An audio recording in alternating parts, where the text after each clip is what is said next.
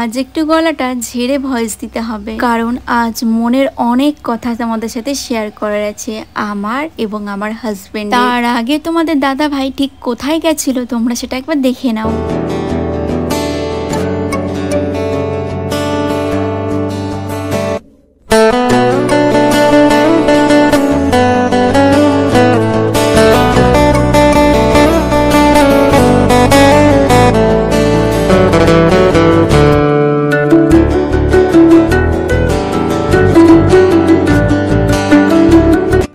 নিশ্চয়ই এবার অনেক কিছু বুঝতে পেরে গিয়েছো। তবে হ্যাঁ, আমি তোমাদের বলে রাখি এই সমস্ত কিছু ব্যাপারে কিন্তু আমি একদমই কিছু জানতাম না। ও এইসব ব্যাপারে আমায় কোনোদিনও হিংটি দেয়নি বা আমায় কোনো কিছু শেয়ারও করেনি। আর সত্যি কথা বলতে আমি কোনোদিনও স্বপ্নেও ভাবিনি যে ও আমার বার্থডেতে আমাকে একটা ডায়মন্ড রিং গিফট করবে। রিংটা নেওয়ার পর ও এখানে ওর মনের কিছু কথা তোমাদের সাথে শেয়ার করছিল। তবে অন ক্যামেরা চারিপাশে এত নয়েজ আর এত আওয়াজ থাকায় আমি তোমাদের ভয়েসটা দিতে পারলাম না। তাই তোমাদের দাদা ভাই আমায় বললো যে আমি যা কিছু বলেছি আমার মনের কথাগুলো তুমি তোমার ভাষায় ফুটিয়ে তোলো। তো ও এখানে এটাই বলছিল যে প্রথম ও আমায় একটা রূপোর আংটি গিফট করেছিল আর এখন সে আমায় একটা ডায়মন্ড গিফট করছে। ডায়মন্ড নেওয়ার জার্নিটা কিন্তু তার কাছে একদমই সহজ ছিল না, কারণ ডায়মন্ড নিতে গেলে একটা মোটা অঙ্কের টাকার পরিমাণ, যেটা আমার হাজবেন্ডের কাছে একদমই ছিল না। তবে বলতে পারো সে সারা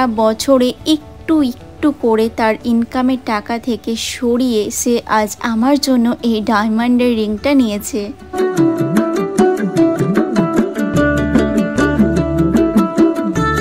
সত্যি একটা ছেলে তার ওয়াইফকে ঠিক কতটা পরিমাণে ভালোবাসলে এমন কাজ করতে পারে। আর কেমন হয়েছে তোমরা একটু প্লিজ জানাবে কিন্তু কমেন্টে, আদৌ ভালো হয়েছে কিনা। জাস্ট আমরা মানে সাজাতে শুরু করলাম, আর বাইরে যা গরম পড়েছে, আর এই গরমের মধ্যে হঠাৎ করে কি দেখলাম কারেন্ট চলে গেছে। তারপরেও সাজাই, লাইট ফাইট তো ভালো কিছু বোঝা যাচ্ছে না, একটু একটু যতটুকু বাড়ি সাজাচ্ছি।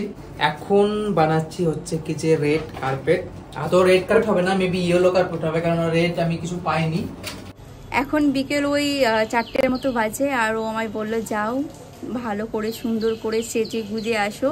আর ও যেহেতু আমাকে বলেছিল বার্থডেটা স্পেশালভাবে করবে, তাই আমি একটা ড্রেস অর্ডার করেছি। চলো আগে তোমাদেরকে সেটা দেখাই। আর এখন আমি হব রেডি। ও তো আমাকে ঘরের মধ্যে ঢুকতেই দিচ্ছে না, জানি না ও কি করছে, বাট বললো যে তোমার জন্য একটা সারপ্রাইজ আছে, তুমি যাও ভালো করে সাজুগুজু করে এসো। তো ফাইনালি আমি রেডি হয়ে গেছি, আর এই হচ্ছে সেই ড্রেসটা যেটা আমি অর্ডার করেছিলাম আমার বার্থডেতে পরার জন্য। তো ড্রেসটা কিরকম লাগছে চলো তোমাদেরকে একবার দেখাই।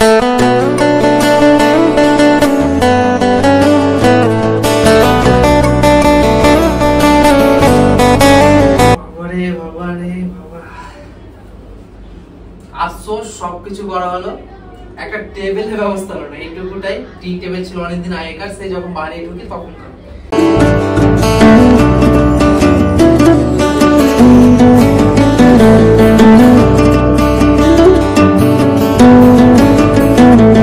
ফাইনালি আমি এখন মানে এটা জাস্ট দেখে নিলাম, আমাদের লাইট গুলো সব অফ থাকবে কিন্তু অবশ্যই, ঠিক আছে। চলো তোমার লাইট অফ করে দেখে নেই, দেখে নাও। আর ঠিক আছে, এটা আমার ফাইনাল রেডি রুম। এটা বানিয়েছি ইয়েলো কার্পেট, রেড কার্পেট তো বলা যাবে না, yellow carpet. And this is the room and this is the cake.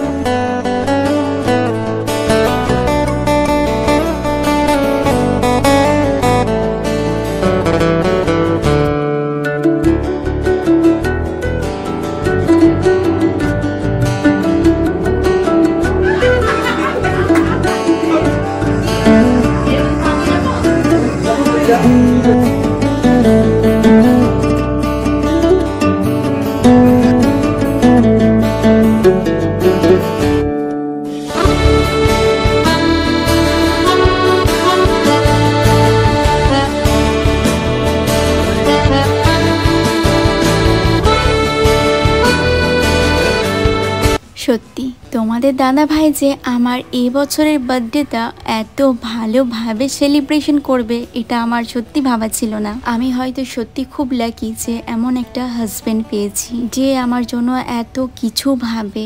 One of the best birthday ছিল এটা আমার। আজ তোমাদের কাছে আমার একটাই রিকোয়েস্ট, প্লিজ কেউ বাজে কমেন্ট করো না। যাকে আর আমি ভয়েস ওভার করবো না, এবার যা দেখবে সব লাইভ দেখবে, কারণ তোমরাও দেখো যে আমরা কিভাবে মজা করছিলাম। তো ব্যাস দেখতে থাকো, আর ভিডিওটা ভালো লাগলে অবশ্যই একটা লাইক করো, কমেন্ট করো, পারলে শেয়ারও করে দিও।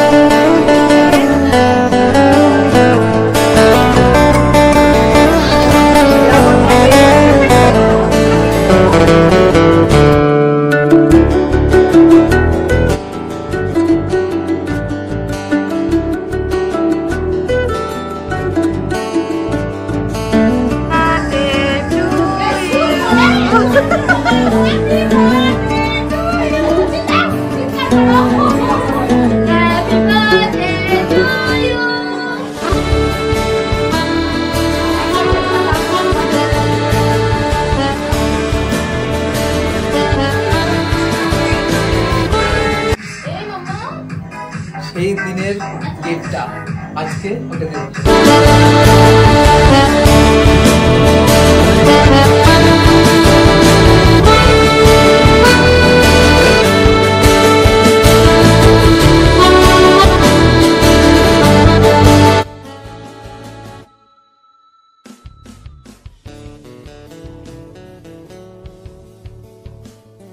এবার এলো সেই মুহূর্তটা যখন আমি জানতে পারলাম আর রিয়েলাইজ করতে পারলাম যে ও আমার জন্য একটা ডায়মন্ড রিং নিয়েছে। সত্যি কথা বলছি, আমার ভেতর থেকে কি যে একটা আনন্দ হচ্ছিল সেটা তোমাদেরকে বলে বোঝাতে পারবো না।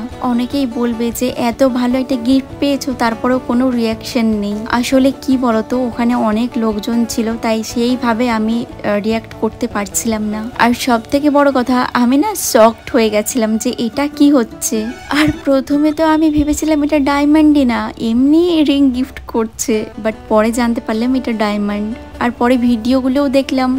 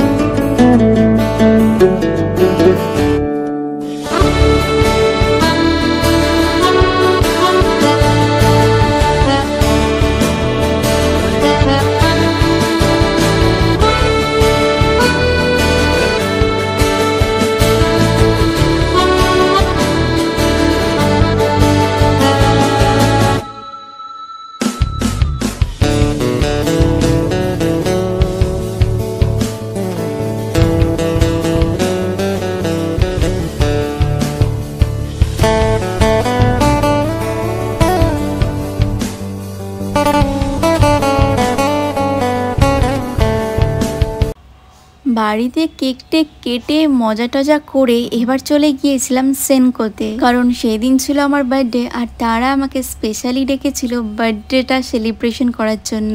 আমার জন্য যে এই আয়োজনটা করেছে, সত্যি বিশ্বাস করো আমি নিজেকে ভীষণ লাকি ফিল করছিলাম সেই মুহূর্তে। সেনকো এবং সেনকোর সমস্ত এমপ্লয়কে আমি এটাই বলতে চাই যে থ্যাংক ইউ সো মাচ।